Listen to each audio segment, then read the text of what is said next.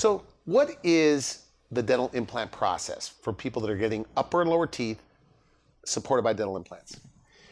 The typical process is like this. Day one, consultation. Come in and meet us, meet our staff, meet our wonderful staff, decide this is where you want to do it. Now is the time. Here's the place. We're going to get you set up, answer any of your questions that you may have. You'll get to meet me. On the second visit, we're going to bring you in and we're going to take measurements. We call it records. We're going to take pictures of your mouth, no gooey impressions, all high-end digital stuff. We're going to take scans and records. We're going to talk about your smile. What do you want it to look like? We're going to meet with our designers. We're going to put it on the computer screen. We're gonna figure all that out. We're gonna plan it out, answer all of your questions. And on the third day, usually the surgery day, you're gonna get your old bad teeth out, if there are any, implants in, all asleep. You won't have any recollection of it. Same day, new teeth, done. Boom. That's the typical steps, 1, 2, 3. How soon could they eat, by the way?